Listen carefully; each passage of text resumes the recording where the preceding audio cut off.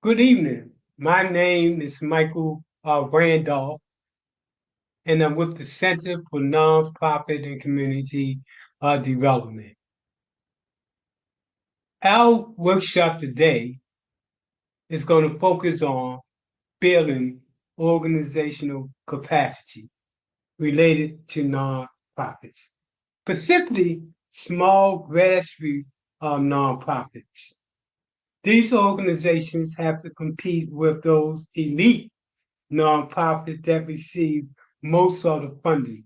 Although most of these grassroots nonprofits um, have a solution that is, if not the same, better than those organizations that we call the elite organization. This presentation is going to talk about how do you position yourself to be able to compete against these elite nonprofits, so these nonprofits that receive money all the time. The one key to their success is what we call organizational capacity, having the capacity to actually go after those funding programs.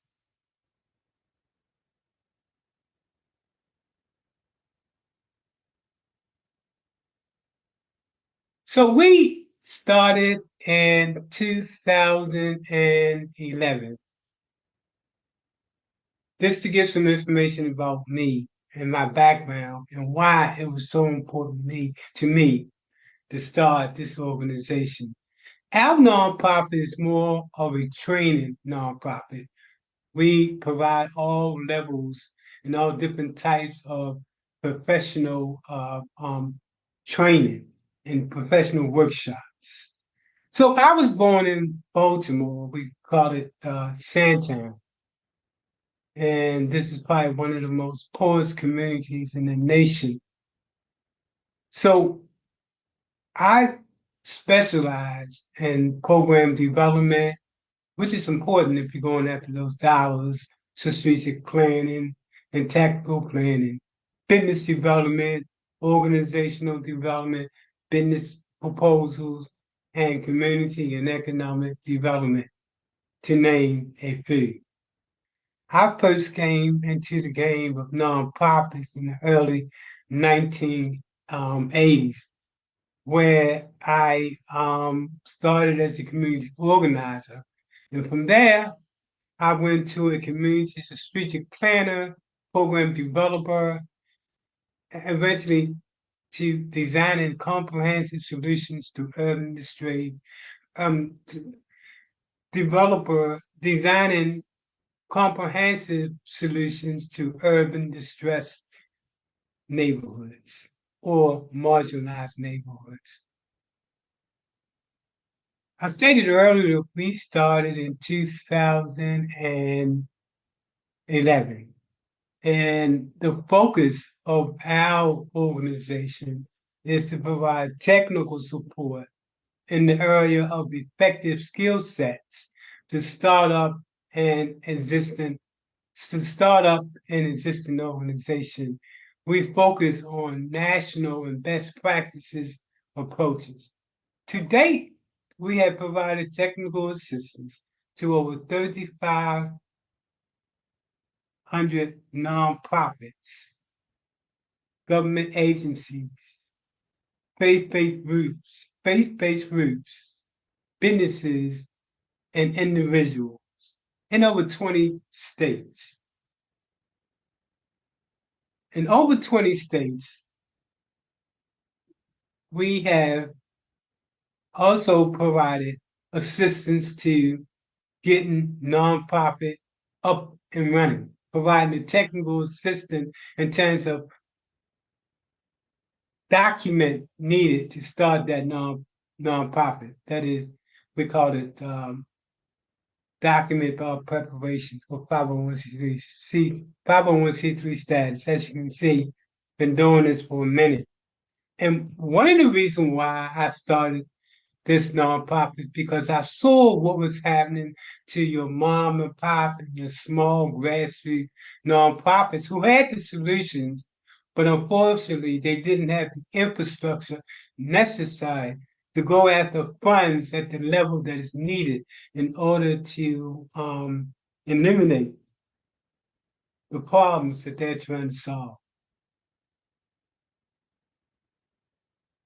Let's talk about in general as it relates to the state of nonprofits. Keep in mind, especially if you're a new nonprofit getting started, or even your grassroots nonprofit. A study was done by Forbes, and what they found was that 50%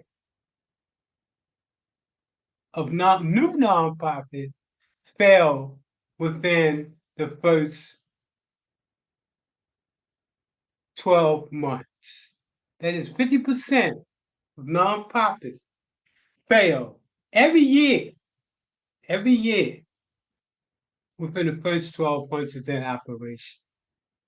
Added to that, about 76% of nonprofits operate on a budget of less than $500,000.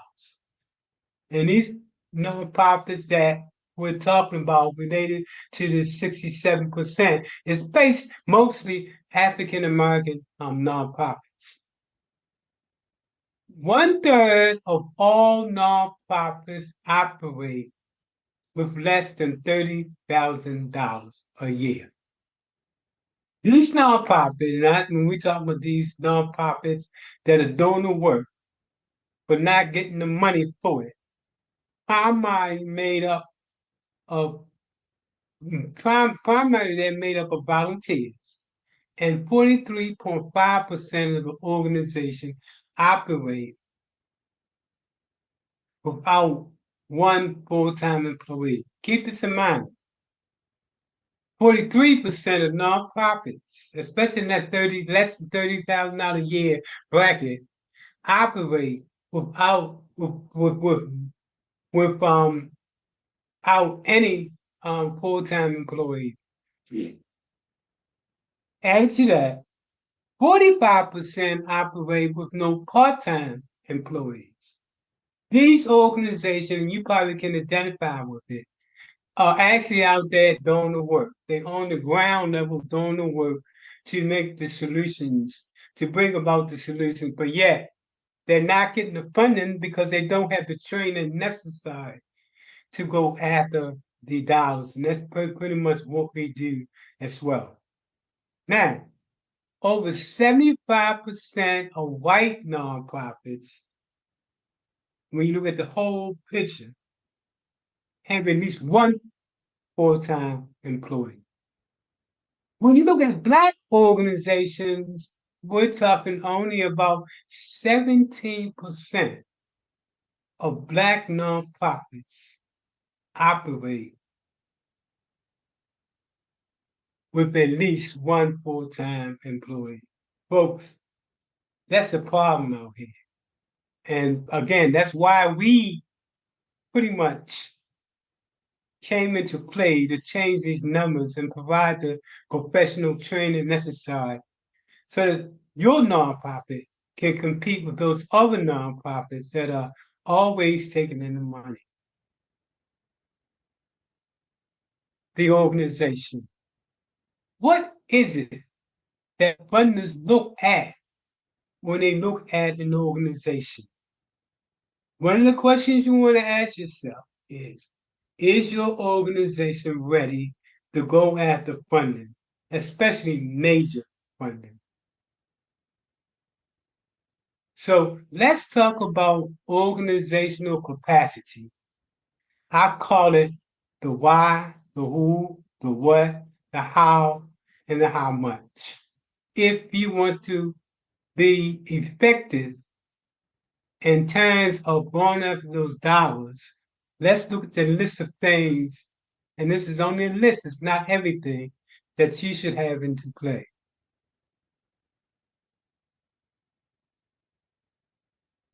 So One of the things you want to have into play is why does your organization exist? And you need to articulate and make it clear what problem do you exist. Then you need to be able to tell that story about who you are. That is, what makes your organization uniquely qualified to lead this effort. You want to show at this point, you want to show your experience and qualification or the experience and qualification of support staff that will come on board. The other question is, what programs and activities do you propose to solve in terms of the problem? You definitely want to articulate your mission and your specific program activities. The next question is, and when you're talking about programs, we're talking about your program design. Yeah, look at your program design. One way that you want to look at your program design is by way of theory of change, logic model, and other matrix that you can use. The next question, how will you implement these programs? That is, you have to provide a detail of how your program and project will be implemented. You also need to show evidence-based information about the likelihood of your program being successful. So this is where you begin to talk about quantitative and qualitative research. Then you want to ask the question as to how much would it cost to solve the problem? And what is the cost of ignoring the problem? You need to be able to plan both of those.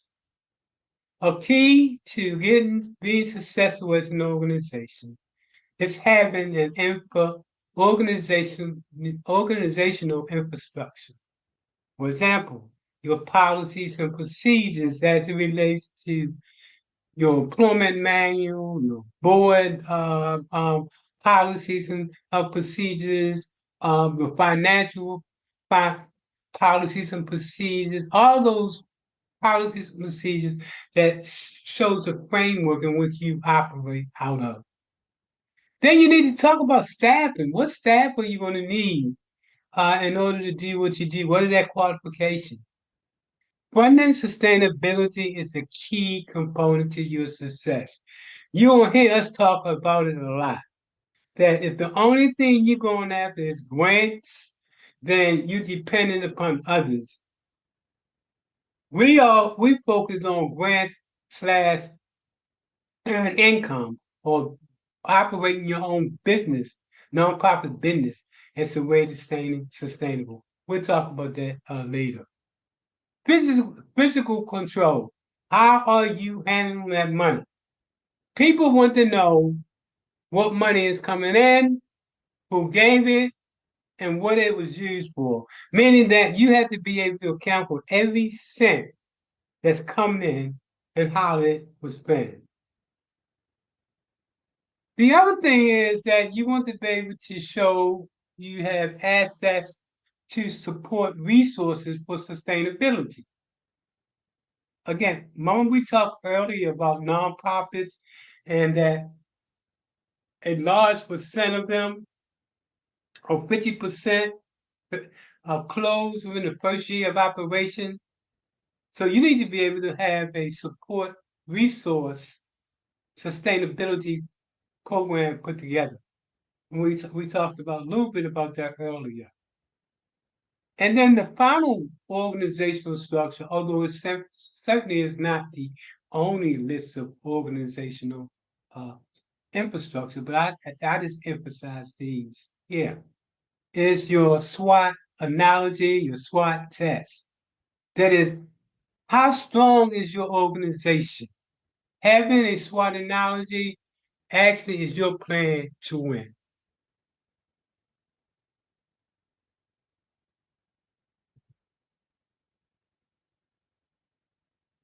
Sustainability. How do you create uh, um how do you create the capital necessary excuse me necessary to be a strong and sustainable organization? Let's look at those elements. First, technology. It is so key to your sustainability that your organization understand technology. Notice that I put it at the top because it then controls the capital that you need to bring in to your organization. So let's talk about those capital that you're going to need to bring into your organization. The first is called social capital. That is, what partnerships are you collaborative are you getting into? What is your connection with the community? So social meaning that well, are you partnering with other nonprofits and other organizations? Do you have a community buy-in strategy that's out there? So social capital mean everything related to people and other people or an organization. Your relationship with the news media, the faith community, all of these are what we call social capital that you have to have in order to really be sustainable. Financial capital, we all know that you need to have money. You need to have a sustainable funding strategy that you have in place to make sure that your organization is financially around for the long haul. So strategic capital, you have to have a strategic and tactical plan that guides what you're doing and how you're going to do it and why you're going to do it. Then you're going to need human capital, experts, tech people that's part of your organization to make it sustainable. For example, if you're doing a homeless organization, you want to have counselors and outreach workers. So you have to have that human capital as part of your organization in order to be sustainable. I consider this one of the most important capitals that you need to put together, and that's political capital. Contrary to population, the politics cover everything. And should I also say media? I should say media as well. Political media capital. If you build relationship with these entities, you increase your chance of being sustainable. One of the things you want to have in terms of, and we talked about the strategic plan, is a 5 year strategic plan. Your project, 5 years strategic plan, and you should have this together before you apply for major grants.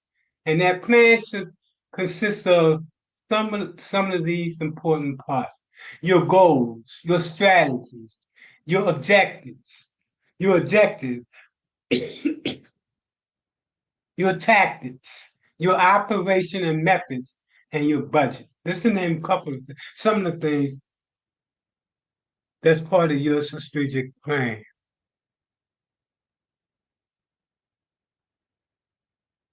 Before you do your strategic plan, you should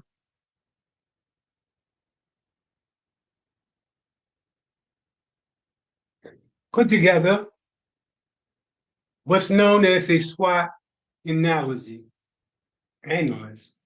This is a strategic planning tool used to evaluate your strengths, your weaknesses, your opportunities, and your threats involved in the project or business that you plan to take on. A lot of organizations fail because they don't do this analogy. Normally, you want to hire somebody to do this analogy if you can't do it for yourself. The first thing you want to do And also, if you do this, make sure you let other people look at it. There's experts in the area to tell you how on point you are. Make sure you do this as a small nonprofit. Let experts see it. Ask them to just look at it, give you some feedback to whatever plan or program that you want to do. It's nothing like getting feedback before you actually put that program out there. Now, I did get distracted for a second. Let me get back on point. Streams. When we talk about strengths, we talk about what do you do well? What do your organization do well? What are the unique resources that you can draw upon? What resources can you draw upon? What do others see as your strength? You want to do a survey, get a focus group, do some type of research that um, allows other people to articulate what they see as your strengths. The next thing is you want to look at what are your weaknesses? And contrary to popular belief, every organization has a weakness. And when you're going under that column, you want to talk about what can you do to improve it once you identify what those weaknesses are. Where do you have fewer resources than others? You got to look at that. You have to ask yourself, what are others likely to view as as your weakness? What are other people looking in on you? What do they see as your weaknesses? Then it comes to opportunity. Opportunities is the bread and butter of the organization. And then in terms of opportunity, you have to ask yourself, what are good opportunities? What are the good opportunities that are available to you? What trends can you take advantage of? And that's very important. Look at the trends, look at what's going on, and lock onto those trends and make it part of your organization, especially in the subject matter of what you do. That's what keep you new and fresh. How can you turn your strengths into opportunities? Let me repeat that again. How can you turn your strengths into opportunities? And then next, your threats. What trends can hurt you? I know that was hard, but it should be what trends can hurt you?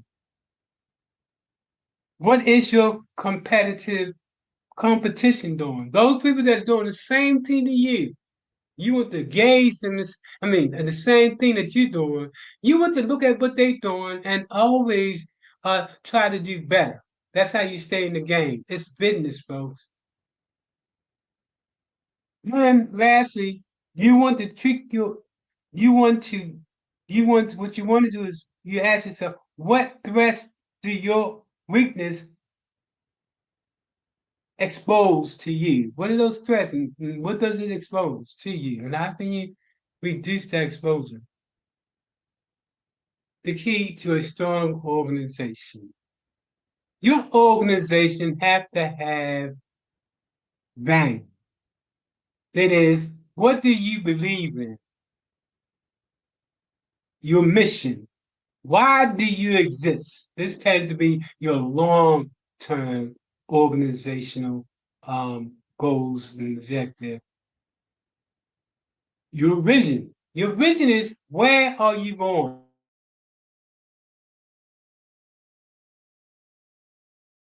Term um, in terms of your organization. You want to do this in the midterm. And then your strategy. Your strategy is how will we know when we're there? And the other is your tactics. Your tactics address the question of what will you do to get there? Both of these are your short-term strategies. So you have three levels of strategy: your long-term, your medium, and your short-term strategy. Again, this is what funders look at when they begin to look at your organization. And this is why those bigger organizations, those elite organizations are able to get their money because they're able to articulate the information that the funders are looking for. There are different stages of a nonprofit, but let's talk about the advanced stage. This is a stage that you at, and this is how you really begin to bring in the money. The first thing is, have you created an organizational operation plan? Have you developed a sustainable and fundable community and fundable program for your organization? We call it program development. All the programs that you're doing, you have to have them on paper, black and white, and they have to be able to pass the test. As you know, we talked earlier about logic model, failure change, those other matrices they have to use in terms of showing your program development, your program activity. Funding development. We talk also about funding development. Before I go to funding development, let me go back to the previous matter I talked about, which is program development and organizational operation. In both cases, you have to have both what's known as a feasibility as well as a plausibility component to your nonprofit.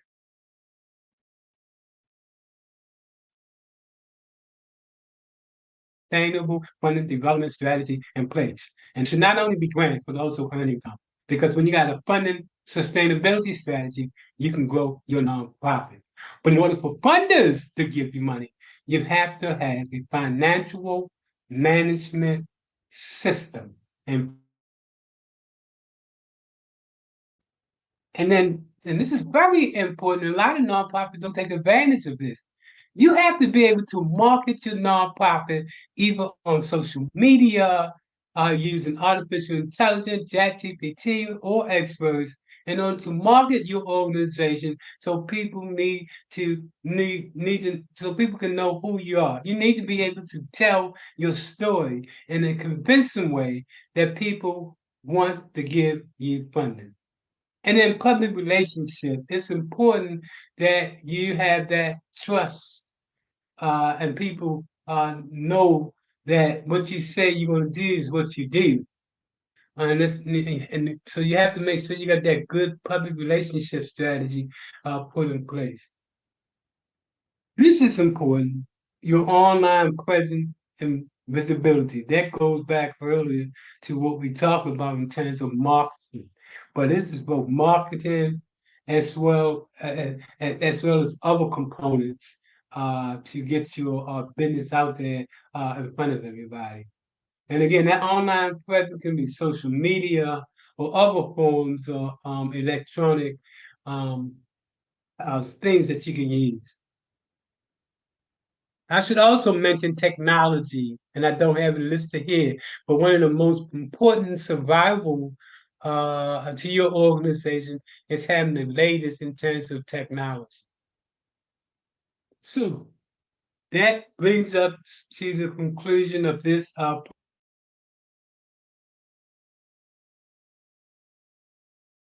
and I do hope that it is of some use to you.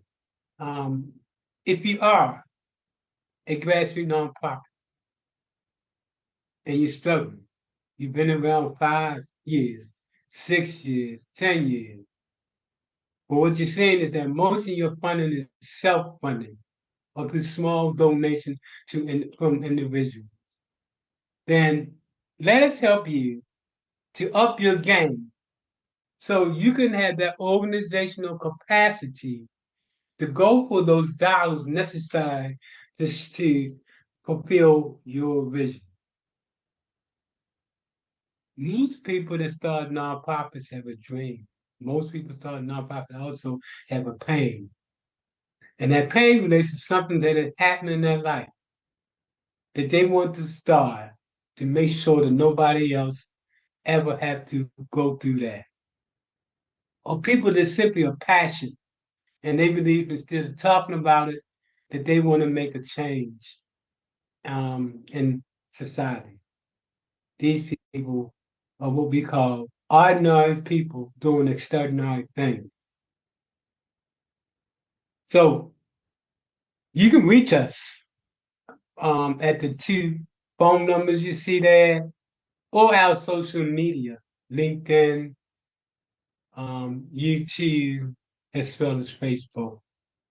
If you want to contact us because you are struggling as an organization and you're really looking at how can you find an affordable way in order to get you to where you need to be at, feel free to cut and paste the how, tell us how we can tell us how we can help you. That link below there. That link is going to take you to a form in which you're going to tell us a little bit of information about you, where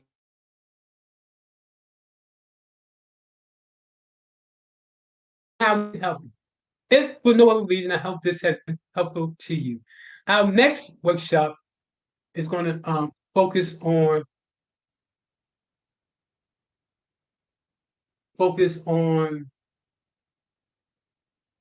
program design.